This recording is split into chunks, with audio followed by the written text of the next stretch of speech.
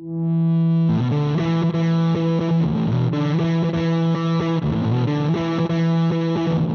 and gentlemen, boys and girls, welcome to another episode of Tatami Talk. My name is Juan. This is my co-partner Anthony. This is a judo podcast for judo players by two judo players.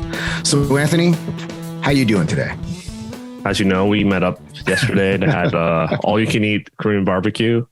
You got to tell them the full name of the restaurant. You got to tell them. I'm giving free advertisement actually right now. If you live in Koreatown or in LA area, the name is literally all you can eat sushi and barbecue, right? So, yes, that is the literal. Yeah, name when you sent me the name, I'm like, okay, I know we're going to all you can eat, but what's the place called? Like, it's like that. Who's on first skit? You know, yeah. The name of the place is all you can eat sushi and barbecue. Yeah, but what's the name? No, it's all you can eat sushi and barbecue.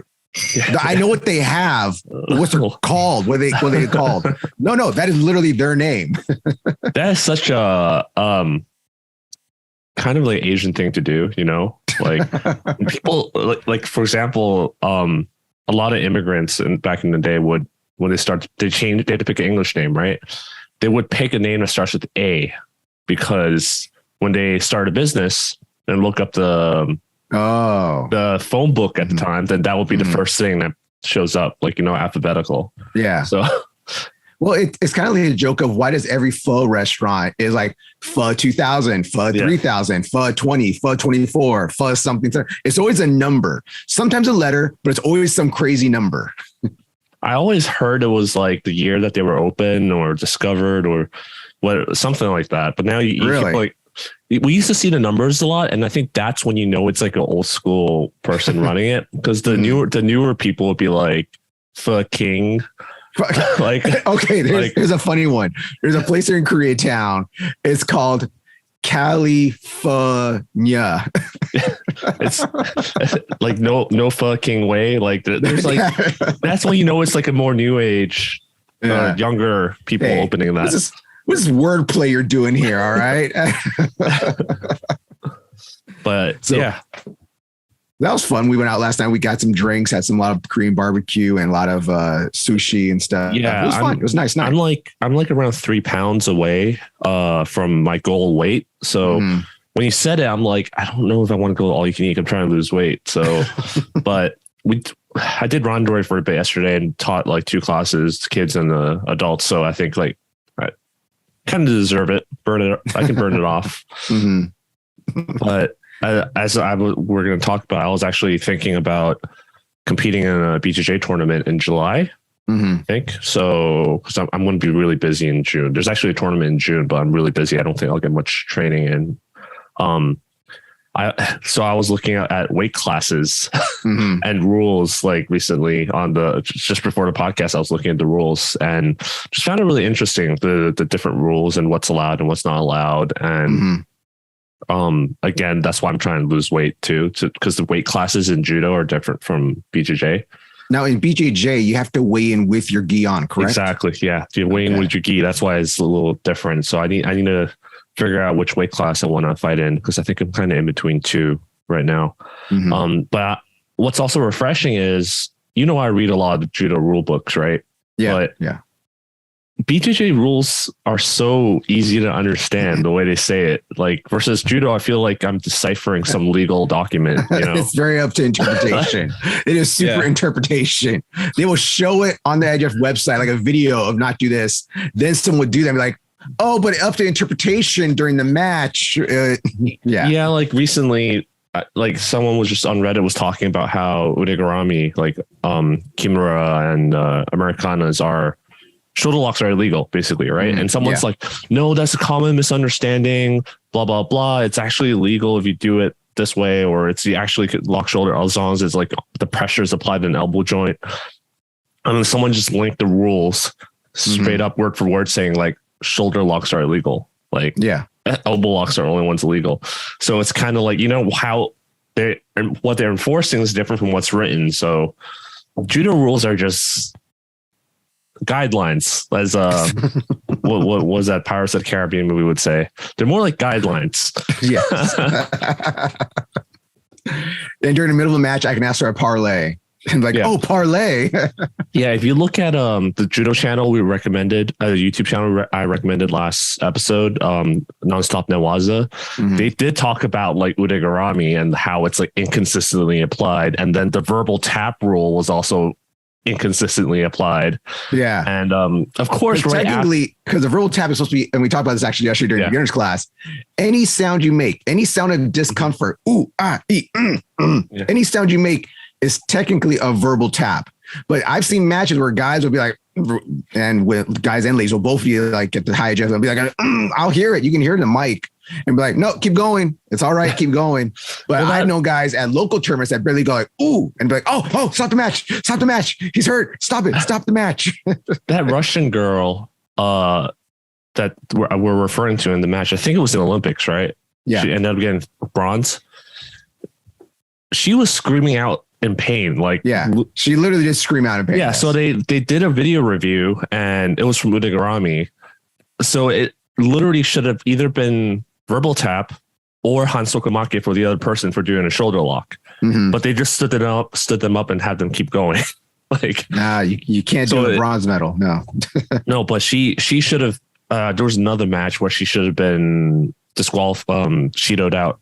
Like long time, and then they just like let her get away with so much stuff and ended up giving the other girl Shidos. Yeah. And then she got beat up, so she had this like swollen eye, and they brought that up in some judo video I saw. I don't know if it was an IGS video. They used brought it up the demonstration, didn't they? No, as a what do you call it? Well, a lot of people were the IJF or I forgot which website, they posted her fight and made an article about her, talking about her tenacity, how tough she was. I'm like, she should have lost like a long time ago. You guys just like let her get away with all this stuff. So in my eyes, her bronze medal was given to her. That's just me. But it's also like, I don't blame her shitting on her now. I feel like, but she's also one of the ones they always use for the example was her hair, because she has big old bushy hair. That's exactly huge bushy hair. She is the exact reason why they added that rule, because she was so tired. She was not attacking, and she was just like screaming, tying her hair. She would undo her hair, let it ball out and shit. It's all puffy out, put it back up, get a little bit of rest, a little bit extra there. Yeah. So I don't want to shit on her. She was just playing playing what was given to her by the referees. I just blamed the refs, and that's she's playing the game. She's playing the game. That's what you could do. But back to Anthony. So let's get back to this. Anthony Anthony does BJJ also. He's a black belt in judo. He just got his black belt this year, but he's a white belt 3-stripe in BJJ, right? Yes, I got like around a stripe a year, but it's not actually a stripe a year. It's more like I show up inconsistently, and then my first club, I was showing up consistently. Actually, at my first club, that was right after my knee injury, and I was like, I can't do judo. Let me go do BJJ. But little did I know that BJJ was actually worse on my knees than judo. Yeah, like ground grinding on your knees and stuff. Yeah. And also like getting out of half guard, like my knee popped out a couple of times getting out of half guard. So now I don't even try to get out of half guard. So I just try. Oh, maybe I shouldn't say that publicly, because I got in my bracket. Get him in half guard. He didn't give you shit. Yeah, it depends on the knee, obviously. But so I had to modify stuff a lot based off of my knee. Like a lot of guards I do doesn't work well for me because of my knee too. Like for example, yesterday I tried to do a triangle on Tim, and my knee popped. I think I told you. Yeah, but Tim's like a big guy. Hey, I'm a big guy, so you do have long legs. So maybe you should have worked. Yeah, actually. So I try to shift my angle to make it easier, but he's, like you said, he's a big guy. His stomach kind of pinned me down, so I couldn't really shift the angle or reach my arm enough for leverage to shift the angle. So, and also, in judo, you can't really pull the guy's head down to finish a triangle. You're not supposed to. So I tried to do it by squeezing my knees together, and all of a sudden I just felt a pop, and I just let go. I was like, you got real scared. You heard that? I got real scared. I was like, oh no, oh mama, no, please, no, not my knee again. I do think, as I mentioned in other episodes, my Newaza game is trash. That's why I stuck with BJJ even after I realized it was harder on my knees, even though I started because of my knee injury. But I wanted to improve my ground game. So I'm still trying to figure out my ground game. And I feel like I need to do a competition. Like I feel like I'm kind of plateauing, so I need to do a competition. But yeah, my first place, they didn't really. The professor was busy, had some family problems I think at the time, so he was rarely at the club. It was like this purple belt teaching, and he obviously doesn't promote. So whenever the professor's there to promote, give people promotions, I was like at judo. So I trained there for like 2 years and I never got a stripe. So it was consistently 2 to 3 times a week and I never got a stripe. Then I moved to Torrance, and then like obviously we started the beginners class. So and then I had knee surgery, so I wasn't able to go as consistently. So that's why I'm still a white belt. And I think one of our dojo, like the twins at our dojo who are Brazilian Jiu-Jitsu people guys, they're like, you want to be careful because if you compete as a black belt and they find out, like a judo black belt, your professor might get in trouble, was what he said. Yeah. So I went to my professor and I'm like, hey, like I was told that if I have a judo black belt, I have to compete in the blue belt division. I know I would get absolutely wrecked, right? And he's like, no, that's not true. So I guess it depends on the promotion. So I think IBJJF actually, that's true for IBJJF tournaments. But I think the small local tournaments, like the one I'm looking at is what is this called? Jiu-Jitsu World League. They don't. I went through the rules. They didn't have anything of that sort. So, yeah. Looking forward to it. Hopefully, I mean the intensity will be different. So, and I'm always afraid to throw people in jiu-jitsu class. But I feel like a competition, I would feel like, okay, they signed up to get thrown. So, like, well, the thing is, like, you know what's going to happen. So if you face your first guy at a white belt division. I don't know if there's divisions within the division of white belts, but you fight again in your first match, white belt division, and you throw the shit out. You uchimata, harai goshi, whatever you throw them with, and you do the shit out, you take them down. All right. So you got the points from that, I guess. And if you're lucky enough to submit them, all the other coaches or guys in your division are going to see that and be like, oh, he's a judo guy. Don't let it. As soon as you start, I might save it for the finals. I might save it for the finals. Like, I don't know how they start judo matches. Hajime begin. Let's get it on. Whatever they say, everyone's gonna pull guard on you. See, I don't think my judo style particularly will make it really obvious that I'm like a judo black belt, but I think the grip fighting is what gives it away. Like, whenever I go to BJJ open mats and stuff, as soon as I grab people, they're like, "Oh, you do judo." I was like, "How'd you know?" He was like, "Oh, just the way you grip. I felt it." You know. So I think if I want to hide it, which I'm not going to make an effort hiding it, because I think grip fighting is important in BJJ too. Like, it's funny because the more I train BJJ, the more I feel like everything's starting to overlap. Because like, I'm like, why am I getting shut down here? And people are like, well, you're not fighting for the grips, but it's just the grips in BJJ are different from the grips in judo on the ground. So, yeah, I think it's just another part of me trying to become a better grappler. It's just need to try and compete in this thing. So I think it's cool. So I was going to ask you about that. Yeah. Cause you are black belt in judo. So, and we've had BJJ friends of ours, like I said, the twins and one of the other female members of our dojo talked about it before. It's like, yeah, if you competed, would it do the blue belt? And I know you've been doing BJJ for a long time, but you're stuck at this white belt division. As another, my skill is definitely white belt. I was going to ask you, does your professor or your classmates feel like you're sandbagging them because like this guy's a judo black belt, but white belt here? I can count on how many times I've actually tapped people with like my fingers. Like, I don't think I've ever tapped. Well, actually, I tapped a blue belt twice in the like almost 4 years I've trained. They were given, but it's usually like a size. Like, there's not many people my size, right? So, and then when there are people my size, like I think I mentioned like a few months ago. It's like a month ago. There was a white belt there, and it was like you probably had like 50 or 60 pounds on me. And I'm okay. Well, let's see, because I know people see our photos of us together and stuff, and they like see that you're tall and like, oh, Juan's a short guy. I'm 5'11". Okay, so if I look short next to Anthony in the photos, I'm 5'11". How tall are you, Anthony? I'm 6 foot. I'm 6'4". Yeah, Anthony is 6'4". Okay, now think about that. He's 6'4". All right. Got those long limbs and everything trying to grab me from across the room sometimes. It's hard. I feel like that's part of the reason why I'm struggling too, is because a lot of people are afraid to go with me. Like I get, especially when I went to open mat a few times, people straight up like, was like, you're too big. Like, I'm not going to roll with you. Really?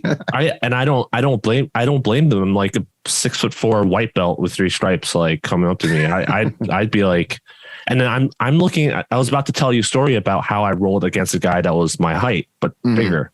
And they do give us that bad reputation of just smashing people, like injury prone, right? Like the guy was basically tried to double leg on me. There was 2 girls behind me rolling. He didn't give a crap, and he just kept pushing.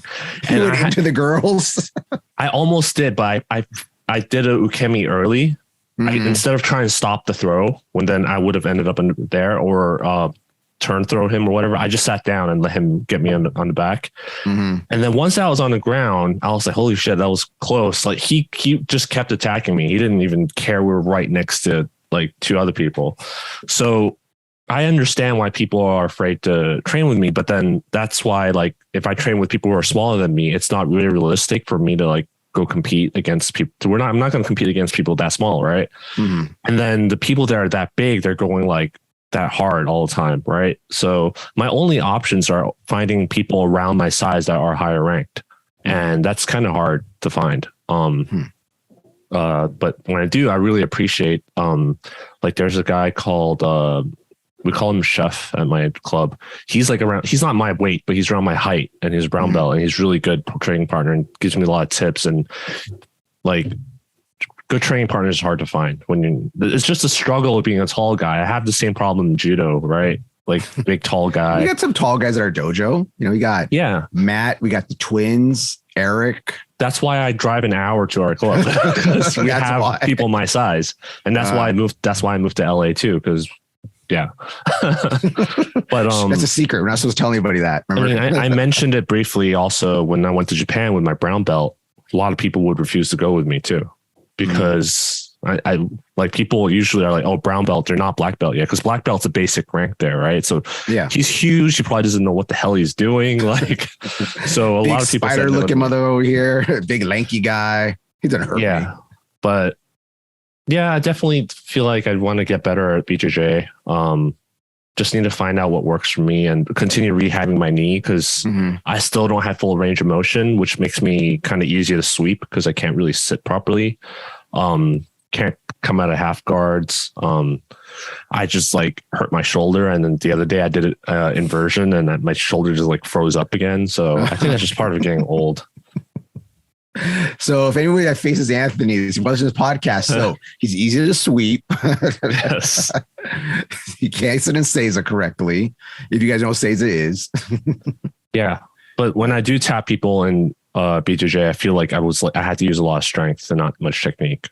So I don't feel like it was like a legitimate thing, because I was using my size advantage.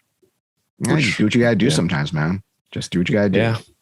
It's funny because you want to do a BJJ tournament. Me, even though I'm getting older, I still got that drive to compete still. And I love doing judo competitions, and I probably will compete until most likely Winter Nationals, at the soonest, probably Winter Nationals for judo itself. But if I could find a catch wrestling tournament, I would love to try to do a catch wrestling, or just I'd love to go watch. I'd love to go attend one and watch. Because it's something different, you know, like I just want to switch it up every now and then, just like you do BJJ and stuff to switch it up. That's why I kind of do catch on the side. So I would love to compete in a catch wrestling tournament, or a catch wrestling, maybe like just a cross match or something. Because it seems like they don't have a lot of tournaments for catch wrestling. What they'll have is like a fight card almost. I was like, okay, this guy versus this guy, this person versus that person. So even if I did one of those with someone maybe similar age to me or weight class and stuff, because I don't know how catch does their stuff for the most part. Actually, I've seen a lot of catch stuff. It's usually open weight. Most catch stuff I've seen is like open weight tournaments, because I've seen some tournaments where there's a big guy versus a little guy, and I was like, man, this ain't fair. It ain't me out there. I was actually thinking of doing judo tournament too, but what changed my mind is the last 2 tournaments, like the first one that I coached at, the Tai Chi one, just being there for 13 hours and looking at, trying to word it nicely. I don't want to, but the first thing I wanted to say was a clown fest, but that's not. It was inefficiently run. Okay. Yes. And there's also something like the fire alarm going off and all that kind of stuff too. But they can't control that. People running, can't control that. Yeah. So I don't think that's a fair assessment, but just being there for 13 hours and then hearing the stories about the Golden State Open, like how one of our competitors, let's go to that then. Okay. So yeah. So that's just our little thing about me and Anthony wanting to get some more grappling in. Anthony wants to do a BJJ tournament. I want to try to do catch wrestling, little event or something. Maybe this year, maybe next year, but he definitely wants to do it. I want also. But let's go into like the tournaments now. So if for people who live in the United States, some people internationally, we are now opening up tournaments again. So California had their second big tournament we had in California just 2 weeks ago. Yeah. It was the Golden State Open. And last week here in the United States, in Florida, we had the USA Nationals, which is supposed to be our biggest tournament of the year. It's a national tournament run by USA Judo.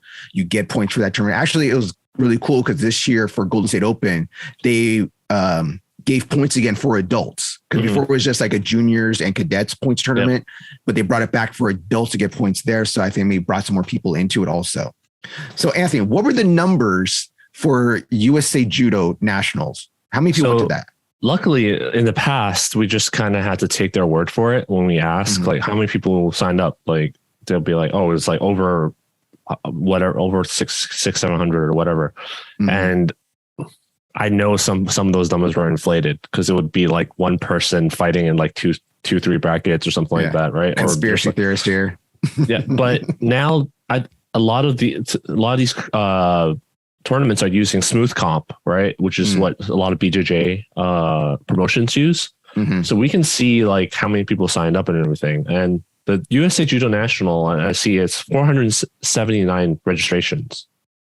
479, and that is through the adults, everything, adults, handicaps, the kids, teenagers, everybody. Yeah. Okay, even walk-ups.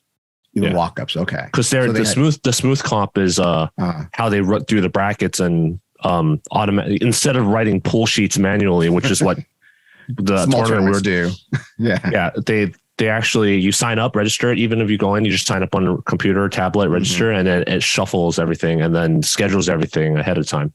Yeah. So so 479.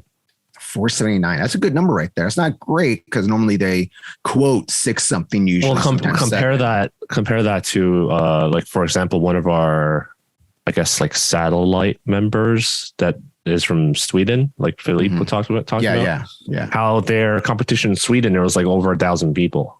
Yeah. So it was like over 1,000 people for one division, wasn't it? Something like that. I think it was just for her division. Yes. Yeah. So a tournament in Sweden, that was a big international tournament for youths, for cadets, I believe. I think it was cadets. Could be wrong. Had 1,000 people in one division. That's nuts. Yeah. That's that's a multi-day tournament. I mean, Golden State Open and I think USA Nationals was also multi-day, 2 days. But to us in the US, that seems like a big number because to us, like this right here, like I said, 600 is a big number to us. It's for something. That's a decent number. It's not bad. But you're going to Europe and stuff where judo is huge in other countries and stuff. Having 1,000 people in one bracket, probably like, it's a weekend. That's a weekend tournament. That's nothing. That's something normal to them. But to us in the US and our international competitors, international listeners and stuff, that is crazy to us. That reminds me back when I was wrestling as a kid and I would go to 2-day tournaments back then. I could imagine that in judo, but that'd be different. So, okay. So the weekend before that here in California, we had a Golden State Open, which is one of my favorite tournaments to go to, but I couldn't go to because we had our 90th anniversary party. How many people showed up to Golden State Open? So the number here is 873. So Golden State Open, which is one of the state championships here in California, had 873 people. 873 people. Yep. But the USA Nationals tournament happening in Florida only had 470 something. So it's just 470 and 870. That is a difference of what is that? 1, 2, 3, 4, 300 people right there? Yep. That's 300. Crazy. Yeah, it's almost double, right? Almost double. Yeah. Man, people just want to come to California. They're tired of going to Florida, I guess. They want the California weather. Come all the way out here for it. But why do you think that anyways? What would be your idea of why more people came to the Golden State Open?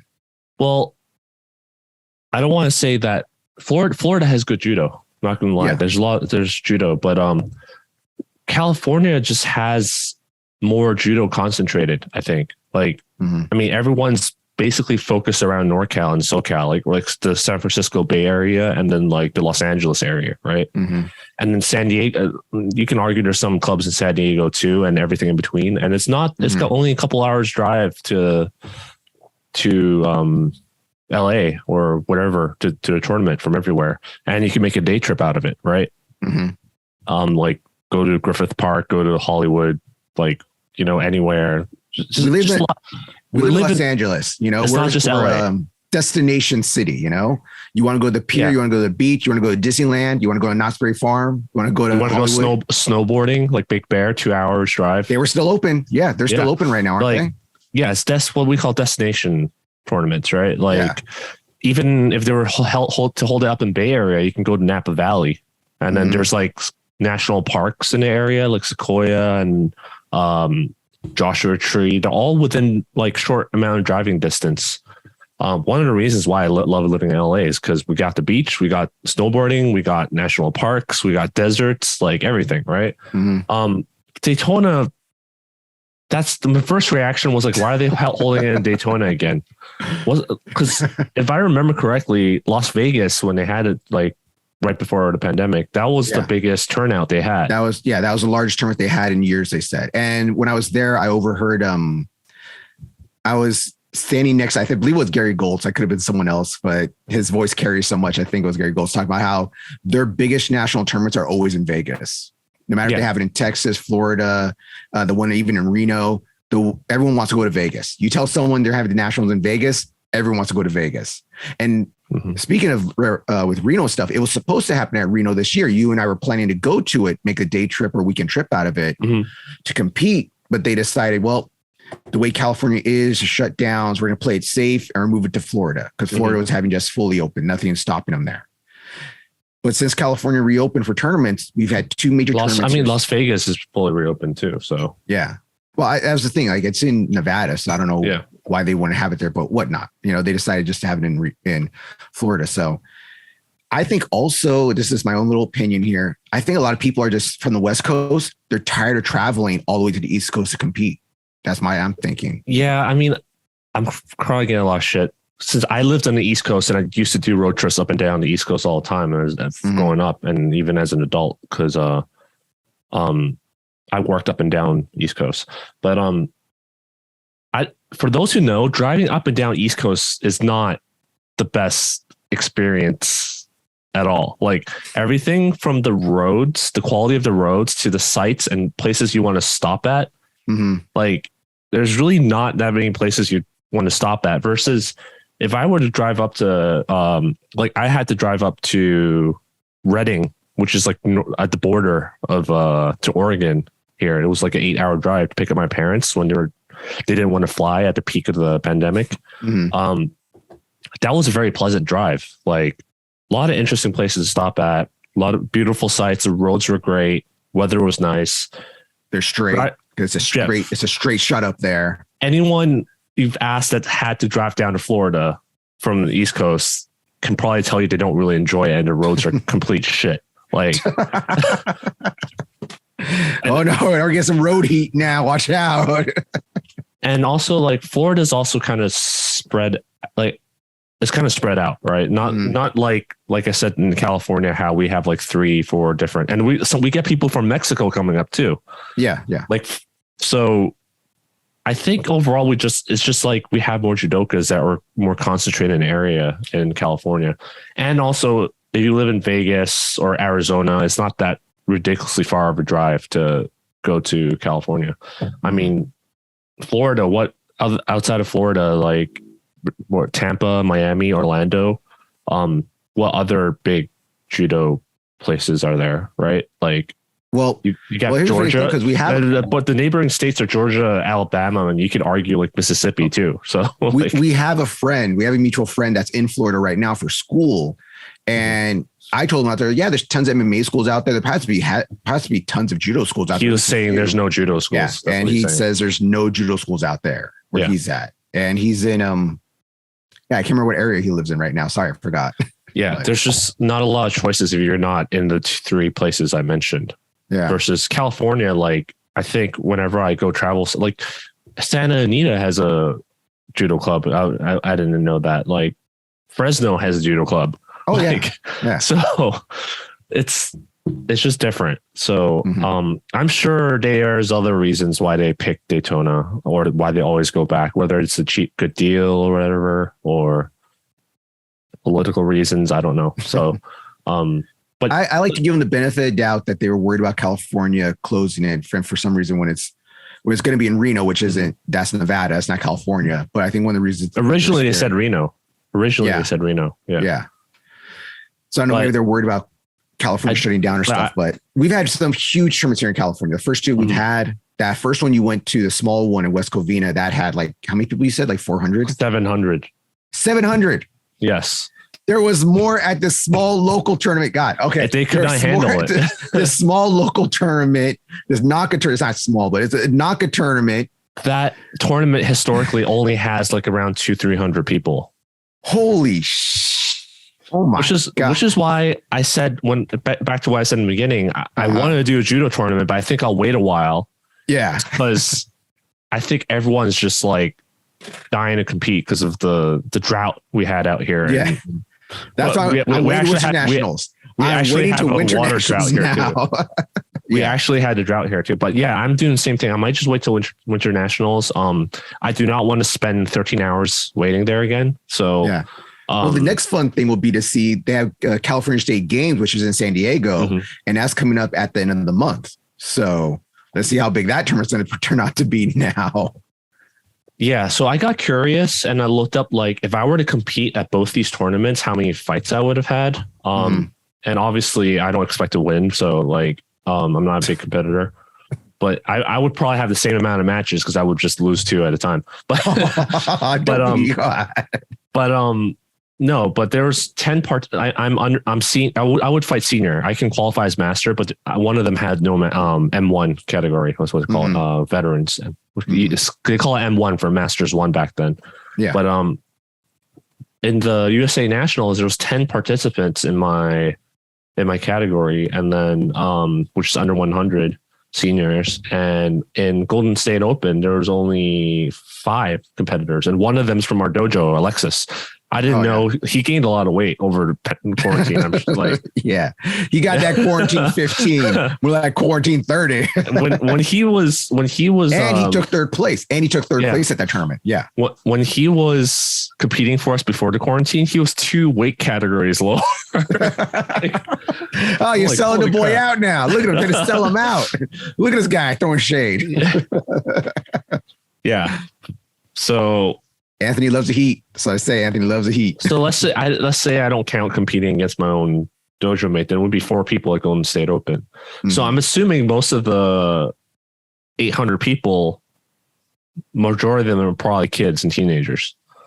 Probably. That's how it always is, you know. Yeah. Versus not Masters, USA Nationals. I assume people are like trying to get points to be on a national team. They're probably like more older. So. That's my guess.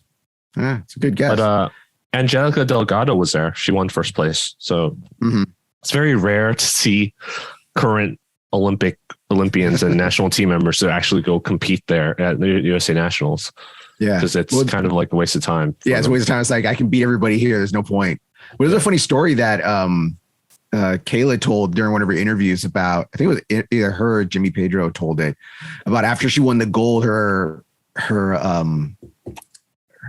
manager like trying to get her stuff, and he's like, you want to look good if you're the Olympic champion and the national champion, look really good for you. And they both try to tell the guy like, no, it's pointless. We shouldn't go. No, it's gonna be pointless if I go there. And like, no, it's gonna look really good to be the national champion and the Olympic champion. It's gonna look really good. It's like, no. So she did it anyway, just destroyed everybody. I think everyone's more like shell shocked to see her, like, oh my God, she's here competing. Oh, I will lay down just for you. Yeah, I think when people train judo, okay, I'm not going to talk about it. I'm going to start. That's going to cause a lot of controversy, especially. Yeah, I'm not going to say it. Next topic. Yeah. Next topic. All right, so we're moving on. So that was some really cool stuff that's happening in the tournament scene here in the United States. I hope judo's going well in your country, wherever you're at, whether you're in Canada, Mexico, over in Europe, over in Australia and stuff, even in Asia, if you listen to us. Hope you guys gain some tournaments out there and gain some competitions, because that's one of the best things about judo is competing.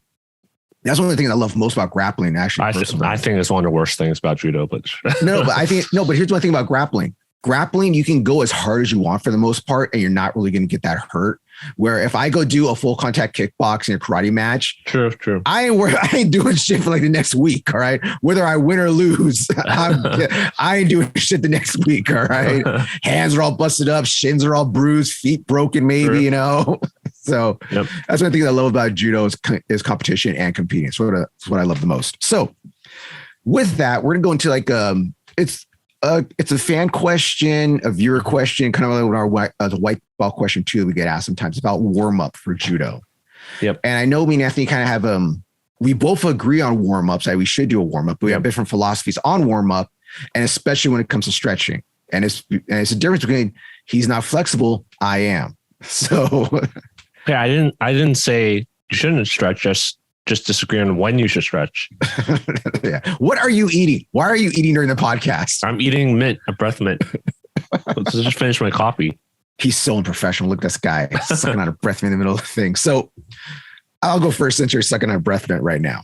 I'm okay. So me, the way I like to do is that I like to get a good warm up in. I like to do let me just go through my basic warm up the way I warm up my beginner's class. So I like to have him do some running, have him do some backwards running, shuffle step inside, shuffle step outside, do karaoke's. If you don't know what karaoke's are, they're called karaoke, skittles, samba steps. See, my problem with karaoke is a lot of them just do the footwork, but they don't rotate the hips the hips is actually what you're supposed to be doing it for. Yeah. Well, I try to explain to them also this simulates your entry for judo so they kind of can visualize it. But how many clubs have you been to that do that warm up? But don't explain why you do it. Like nobody ever explained to me why we do certain things. Ever. It is a dogma of judo that you do as I say. That's the problem. That's the problem I have with it. That's not very scientific.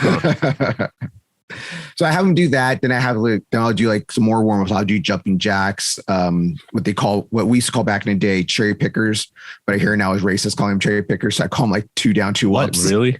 Yeah, I had a guy like a couple years ago tell me that that's a racist calling them cherry pickers. I'm like, but I'm Mexican. Literally, my grandma and grandpa did this so my mom could have a good life. Like this is part of my culture. This is part of my heritage. So that was kind of funny. But I also do like the cherry pickers, and I'll do like side bender stuff. So I do all that kind of stuff to warm up, arm rotations in and out and stuff. Now, this is where it gets different because I believe you should stretch before you work out. Anthony believes you shouldn't stretch so much. Or light stretching where I could leave in like very dynamic stretching where like I stretch dynamic arms. Stretches. Yeah. A lot. Well, why don't you finish up what you're going to say? Yeah. Yeah. So I do like the arms above the head, across the back and stuff. I'll put the arms behind the back to stretch up like that. But then it gets to the legs. And for me, because I come from a karate background and stuff, I'm very flexible legs. I have to stretch out my legs for judo because that's kind of funny thing now. My body knows I can do splits. So if someone does an uchimata to me and I don't stretch out my legs, my body will muscle memory just go up that high. And then I'll feel it later. In the moment, I won't feel it because my leg will go up and stuff and I can get out of it. But if I don't do good leg stretching, I still feel like I pulled something. And just because I have this muscle memory that my body can go that far up. But so that's why I need to stretch that. So we do like the leg stretches. I do some knee warm-ups and I do knee warm-ups for myself mostly because I have some bad knees, old man here. So I have to warm up my knees. If I don't warm up my knees, then I feel like my cartilage grinding too much on the ground. And it's going to be funny because a lot of these warm-ups I do are actually for myself more than for the class. Mm-hmm. But it's also get the class used to doing this so it builds their muscle memory to know how to warm up. Oh, this helped me out here. I felt like this was bad. Yep. So I felt warmed up here. Oh, that helped me out a lot. This one warmed up my back right here. And I'll get to the back stretch. We'll go down the ground. We'll do some back cobra stretches, like the legs behind the head stretch, which I like a lot. Crossing the arms. So I do a lot of stretching in the middle of the warm-ups when I do it. And that's just the beginning of that set. Then I'll have them do like push-ups or sit-ups and squats sometimes. Maybe I won't.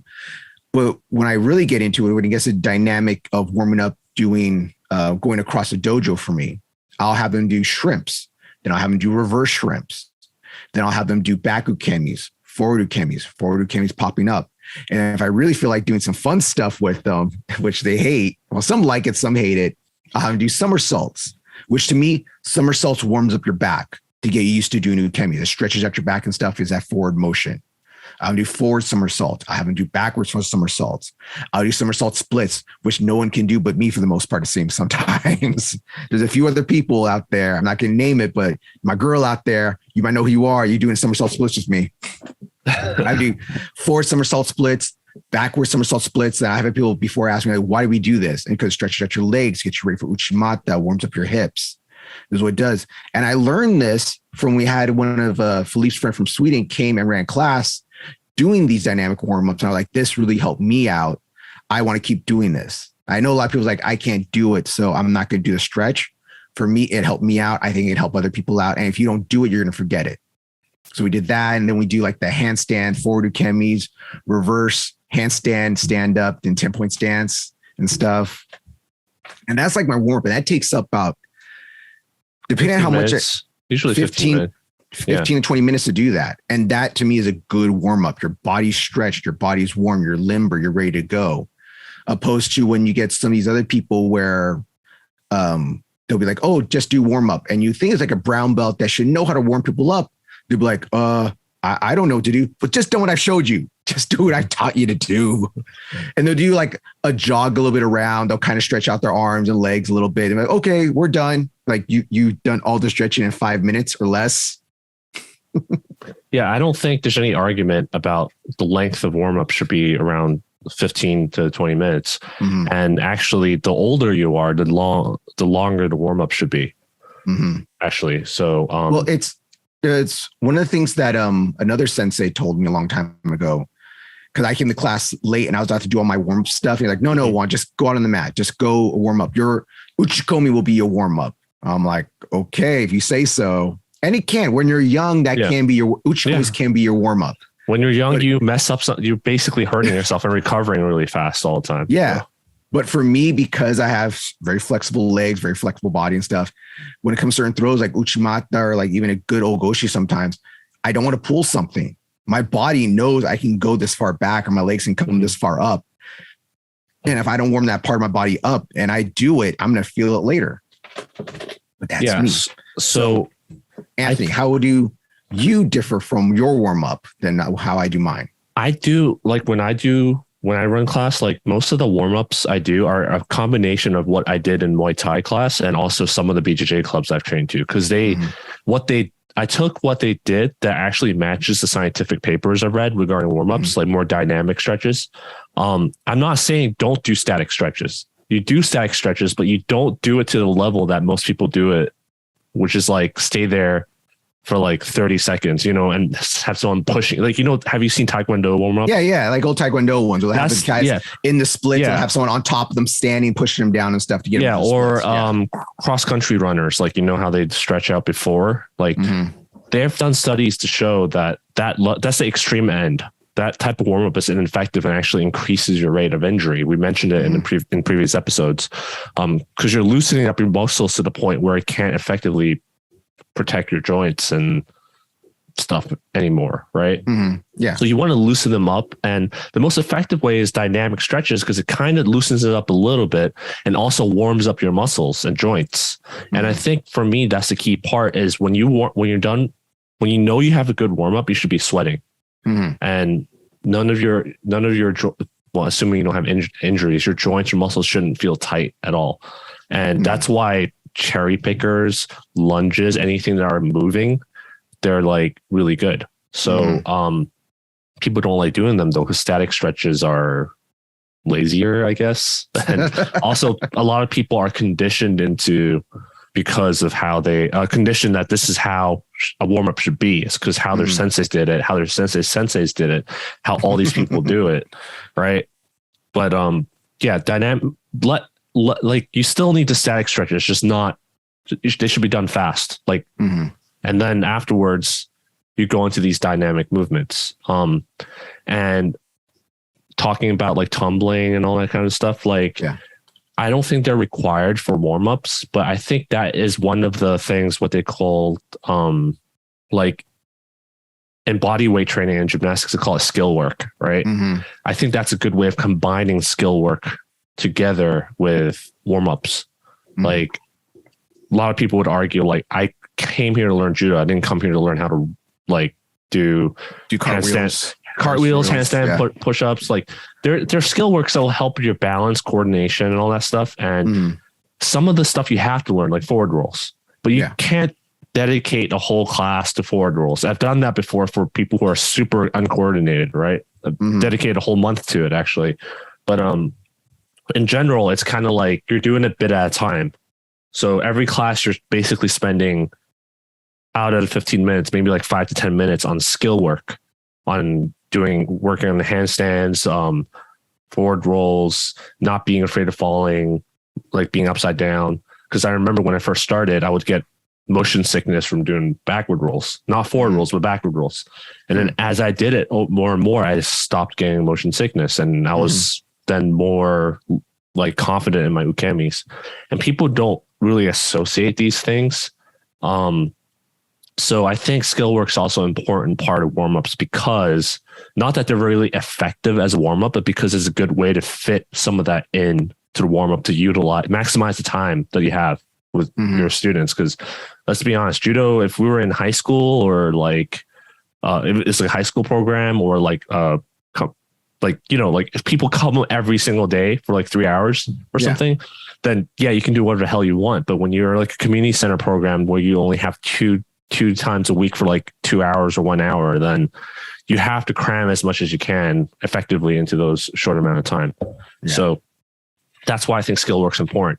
Now, on the other hand, I've been to places where it's like, all right, we're going to do 30 push-ups, like 20 pull-ups, and then like do all these like crazy conditioning things. 20 pull-ups with a bar in the entire place. What? I've been in a place where I had a bar. We basically did a circuit training inside, and I think that's a complete waste of time. And like, especially since before COVID and before my knee injury, I was training like at least 2 times a week sometimes, but every single day. And then on Sunday, my rest day, I'd go to an open mat in the west side of LA, where they had an open mat, which wasn't just open to grapplers, it was open to strikers too. So we were kind of like chilling, talking about sharing techniques, just like talking, like networking, and say, hey, I want to work on this thing. What do you think? Like, so that was my rest day. It was like, I wasn't training hard. I was just like messing around. Right. But if I train 2 days a week, how much, like, I don't think I need conditioning at that point, especially since I would go to BJJ in the afternoon. Then I go to the gym and lift weights. Then I'd go to judo. And then like next day I'd go swim and then lift weights and then judo. Like I already trained multiple times. Like I'm like dead. I don't want to do push-ups anymore. And then in fact, I think that also, but that's you. That's the thing about you. Like when I talk about warm-ups here, it's more like the warm-up I'm doing right now is for beginners class. And I would actually do this warm-up also for advanced class as well, because there's some times where obviously the advanced class warm, but they're just lazy after a certain point, Yeah. And I try to build it like as muscle memory that, okay, you learned it from beginners class. This is how I should warm up. I know I do a certain warm-up. You do certain warm-up. Eric does the way or warm a certain way, but from that, you should pick up how to do a proper warm-up. Yeah. So when you get to the advanced class and the sensei does tell you, hey, so-and-so, do the warm-up, you can put something together or work something. Or if it's like, okay, guys, warm up yourself. You're not in the corner being like, what do I do? What do I do? Yeah. You should have learned something from me, from myself. Yeah. So which is why the way we do our warm-ups at our dojo, I think covers, like it's a good middle ground that covers everyone, from people that do train multiple times a day to people who are older, to people who are younger, to people who are out of shape and never done a push-up before. Like, but I'm saying the problem I have is some places they'll be like using the warm-up as a conditioning tool. Does that make sense? Yeah. Which is a waste of time, I think. Because if you're doing, like, if you don't know how to do push-ups, go learn how to do push-ups. But you shouldn't be using, push-ups is not skill work.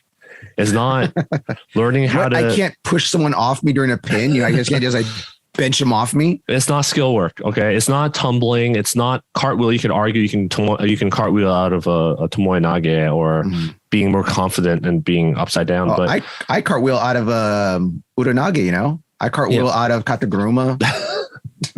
But at push-ups, sit-ups, like I just remember sitting there for half an hour doing squats and push-ups and sit-ups. A half hour? and burpees and another old school thing they do is that gripping thing. I think this needs to go away. Like no. Okay. So I like those. I like those. Understand? No, I'm getting all serious now. Okay. I'm pointing the camera right now. If you can see me right now, I'm pointing the camera. Okay. So I like those if they're done properly. If you take judo seriously and you do those to build your forearm strength and your grip strength, they are really good. The worst thing is some people just like, they're out there, like whatever, open, close, not doing anything, not doing nothing, no building no grip strength or nothing. It's just, there are other more effective ways.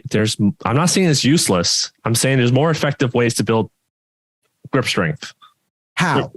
Randori. Tell me how. Randori or just pulling drills, like actually gripping stuff, versus gripping the air. Did you ever see this? It's kind of old school. Going off topic, this is an old school thing. Did you ever see this one? I can't remember. I think it was in Black Belt magazine. I think it was a judo guy or some grappler. His thing for gripping. So he would do that. He would get a piece of newspaper. He would put a newspaper in each hand, and he would grip the newspaper, crumple the newspaper into his hands, and that was his grip exercising. This is my grip exercise. If you see it right now, I have a grip trainer I'm holding. He has a trumpet in his hand right now, and it's why I do it during work. I just grab this grip trainer randomly. It's like my fidget toy, right? So it's all about how effectively you're using that time. Like going back to what I said, if you only have 2 classes a week, an hour each time, you're spending, let's just say like 5 minutes or 2 minutes doing this stupid grip exercise, using it as an example, which I can easily do while I'm freaking working or taking a shit or something or cooking. Like, what are you wasting that time? Like, how long are you taking a shit for? So let's just say it takes you 2 minutes to do the grip exercise, right? Oh my God, clean that toy now. Now let's just say you're spending another 2 minutes doing push-ups. That's 4 minutes. Another 2 minutes doing sit-ups. That's 6 minutes. Another 2 minutes doing squats. That's 8 minutes. Another 2 minutes doing some bullshit exercise. That's 10 minutes. Okay. 10 minutes of just doing conditioning, not skill work. And add that up 10 minutes, 20 minutes a week. Right. So in 20 minutes a week, I could teach a separate technique in 20 minutes. But there are some people that don't do that. People that aren't like us, that aren't multitasking. And I think this is, I don't think it's for beginner classes. I can totally understand your points for advanced classes. No, beginners too. Classes. I think beginners too. There's more effective ways of, like, instead of doing the air gripping thing, tell them to drag someone, right? Like, the kazushi practicing thing, where you do the wave movement. That's going to train your grip. Or instead of doing squats, make them do ogoshi and lift people up, right? That's kind of squat, right? Like, there's better alternatives. Why would you do these kind of bullshit stuff? Well, because when you like your ogoshi thing, I like that example. I love that example, actually, because I do that. Like, for me personally, when I want to do like a squat stuff, I'll pick people up for ogoshi, or I'll pick people up for ippon sonagi, and you get a deep ippon sonagi, pick them up, bring them back down to get that squat. Most people, and I keep on bringing up beginners. Like, I'm sorry, I'm picking on you guys beginners out there. And most of us are advanced people that listen to this podcast anyways. But most beginners, when you tell them to do it like that, they're not going to do it properly. They're not going to get a deep squat. So you kind of have to but you literally have to train them into doing that. That's why I have them do those sit down squats beginning of class. But that's why it's called skill work, because you're working on building the skill for it. At the same time you're conditioning. So I just overall think warmups, a lot of places, the way they do warmups is outdated, not scientific at all, waste of time. And especially like there's a lot of places that have too much running. My problem with running is, as I got older, and especially with my knee injury, running on the mats in a circle is not good for my knees. Like it's too small. It's because of when you turn the angle, some of the mats are like kind of slippery on your feet. I feel my knee taking more of the impact. Jogging is okay, but like a lot of places tell you run faster, slow down, faster, slow down. They make you run fast in a circle. So if you have to run on the mat, I think the format of running down the line, stopping, going back to the edge, you know what I'm saying? Running down straight in the line, and then like have 3 lines, run straight down the line, stop, run or walk back to the beginning, run, walk back to the beginning. Like that is much better. But again, instead of doing running, there's better stuff you can do. Like, what would you replace it with? What would you do instead of running? So I think jogging for like 10 to 15 seconds just to warm up is fine. But then you can do like cherry pickers, burpees. Those are all cardio. Without having to take up so much space, especially with kids, you know how they fall over each other, they push each other all the time.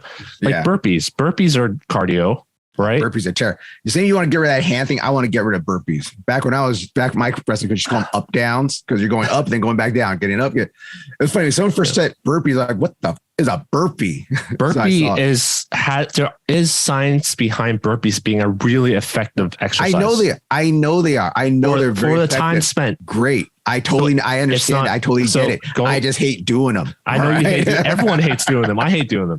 But if it goes back to what I said, like you have to balance like what you're getting out of the time you're spending doing this exercise. You could argue burpee is not skill work, right? But the benefit of how much conditioning and warm up you get out of that time you spent doing 10 burpees is valuable. So I think people just need to start approaching warm up from a different angle. Like they have to look at what's effective, how much time I'm spending doing this. Like one thing, for example, that I'll bring in like traditional Chinese martial arts in. When they don't have weights, they do isometric holds. Like they stiffen up their hold muscle. Like have you ever seen like the old school master forms? They stiffen up their arm like this. Like you see their whole fingers shake and they're pushing it out. For our audio listeners, he's putting a big L on his forehead right now, saying I'm a loser. But this is from what they call Hong Kun, like Hong Ga style fists. Like they do what they call bridging, I guess. Kyu Sao is bridge hands. They basically conditioned their muscles because they had no weights back then. Yeah. It's the same thing in karate also when you're doing those breathing step forms and stuff and they're doing the whole, when you're going to the hourglass form, so doing the hourglass form and breathing and stuff. We're supposed to do full kata. That's supposed to be breathing and stiffening your muscles. What's that called in English when they don't lift muscles, but they tense themselves? There's a word for it in English. Isometric holds. Is it just isometric holds and not a different word for it also? It's basically an isometric exercise. Yeah. So if you don't have weights or if you're super old and weights might be bad for your joints or whatever, which some studies show only like you can, it's not true, but anyway, Anthony has studies. Then isometric holds is an alternative, right? But if you had weights, like if I had a choice of doing an hour of isometric holds versus doing 10 minutes of weightlifting and getting the same benefits, why would I not choose the 10 minutes of weightlifting? Because isometric looks really cool though. Okay. You can go in the park, you're like a badass old man. That's why. The other argument is isometric holds actually are they incorporate it into form. So it's a form of skill work, but then I would rather just do 10 minutes of weights and then do skill work, you know? So, but that was a random example, but that's why burpees, I think is a good example of a good investment in your time spent on warming up. But then other stuff like push-ups, like you might as well just do newaza. This is why the Japanese, I think, use newaza as a warm-up tool, because it's skill work and also breathing, relaxing, stretching, everything's involved in it, and there's low impact. So I'm a fan of how Sensei Philippe uses newaza randori as a warm-up. My problem is the way that people are executing it. Not that Philippe tells you to do it. It's people treat it as like a BJJ competition. He will tell you to go light. Guys, go light. It's a warm-up. Go light. You see guys got like 15 rounds to go. Go light. And then it got guys going 100 miles an hour. I can't lose. And then they're dying after round 2. Oh man. If you go on YouTube and look at Japanese national team practices, they're basically taking, there's a round timer that goes off, like kind of like how we do it. But they basically take turns turtling, and then you basically turn over people at like a 50% intensity, like until the round timer goes off. Then you swap, and the other person plays turtle, because that's more realistic in a judo sporting environment. Knee wrestling does happen, but it's really, really, really rare in judo. So most people doing like the knee wrestling kind of stuff, or like being in guard, like that almost never happens in judo, like sweeping people in guard, all that kind of stuff. So again, it's on your looking at what your goals are. If your goal is to train for competitive judo, then you need to be able to do this, like one person plays defensive, one person plays attacking role kind of thing. Because that's what happens in competitions. It's like one person turtles and the other one's trying to turn them over. Yeah. They're not facing each other, pulling guard. Like So yeah, I feel like that's all I have on warm-ups. It's kind of I think you went on a little rant there about warm-ups, about all the stuff you hate about warm-ups. I think a lot of people hate warm-ups. They do hate warm-ups because a lot of people make it suck. And then you'll see people show up late to suck. Yeah, because some people, for those who do see it as a waste of time, they'll eventually just stop showing up early for warm-ups, right? But if you want that time to be there for you as skill work, like I said, another alternative I've seen people do is like, I'm going to start class at like 3:15 or 3:30 or whatever. If you want to warm up, show up 15 minutes early and warm up yourself. Yeah. So there's that option. I've seen that before. Then at that point, it's kind of like, I'm telling you should do this. If you don't do it and you get hurt or you don't get better or you don't get promoted, that's your own fault. So, and that's harsh. That way you can kind of eliminate the people, the crowd that kind of just like show up late because they don't want to do warm up. You know, it's like you're grown ass adults, right? Like you should be able to make your own choices. Kids are a different story, but for adults class, it's like you're a grown ass adult, make your own choices. Maybe like you said, like I said, like I trained like double sessions before coming here. Like I used to go, I used to do BJJ and Judo back to back. So it's like, okay, I just literally did 2 back-to-back BJJ classes and then go in Judo spot. Like, why am I doing 3 warm-up sessions in a row? You know, like. I remember when I first started teaching karate and I would do multiple classes a day, they would tell you, don't stretch out too hard in each class because you might pull something. Yeah, there's a thing where you can't overstretch yourself.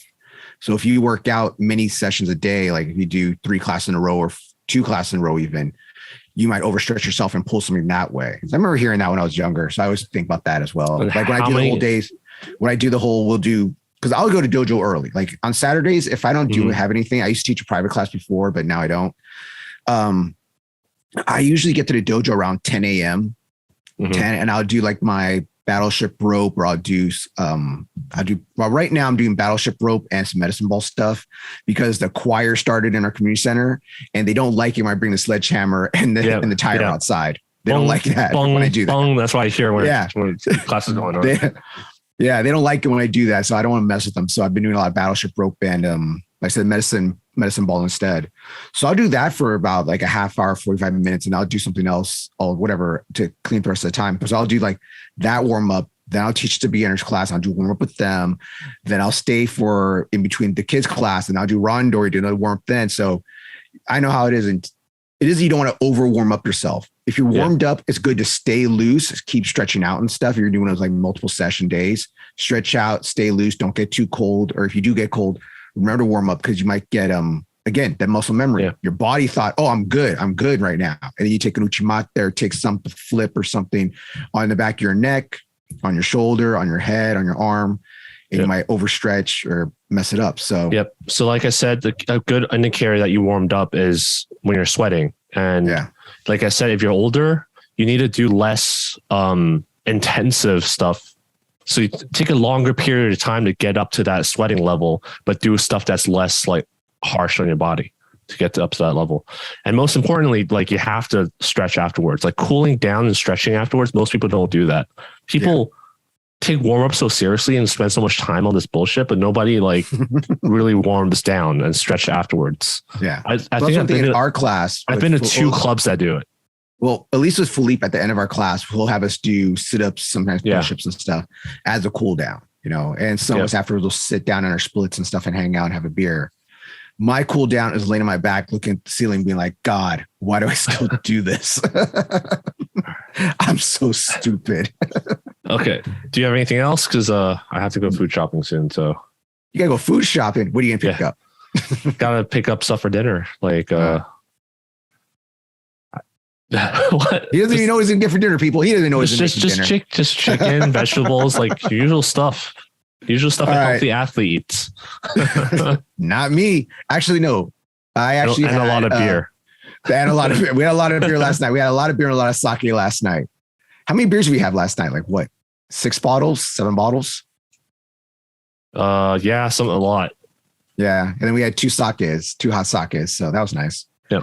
But with that, we'll come to an end. Hopefully you guys learn something about stretching. Hopefully what I do for my stretching and my warm up really maybe gives you an idea of how to work out some stuff yourself, and look up online. You know, there's a lot of warm up videos of what people recommend to do. Anthony's all about that scientific shit. So look that up if you want to. Anyone can show you how to do push-ups and stuff to warm up, but it's like, what's most effective for your time, and it's most prevents injury. That's the main thing about warming up, is preventing injury, not conditioning.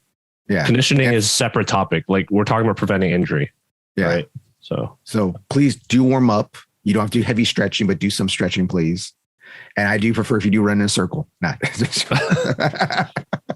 All right. So with that, we're going to end. So if you guys have any questions, you want to send to us something like this that we want to talk about again, you can mail it to us at email to us. Don't mail it to us. I'm giving you a freaking address. Let's just send it to Hollywood maybe.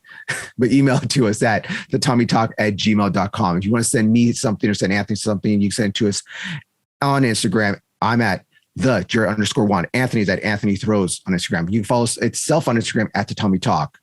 And don't forget to like, share, subscribe on the YouTube channel. Again, at Tatami Talk on YouTube. Speaking of YouTube channels, I just remembered last week, right after I recommended that Nonstop Nawaza YouTube channel, they uploaded a video of people's legs breaking, and I was just like, why? I got that one, and I sent it right to him. He's like, and he said that I sent it to him, and the first thing he says, "Hey, Juan, I'm not watching that." Like, motherfucker, you just sent me some dumbass video I watched earlier today. All right, you gotta watch this leg breaking now, Juan, and they're not that bad.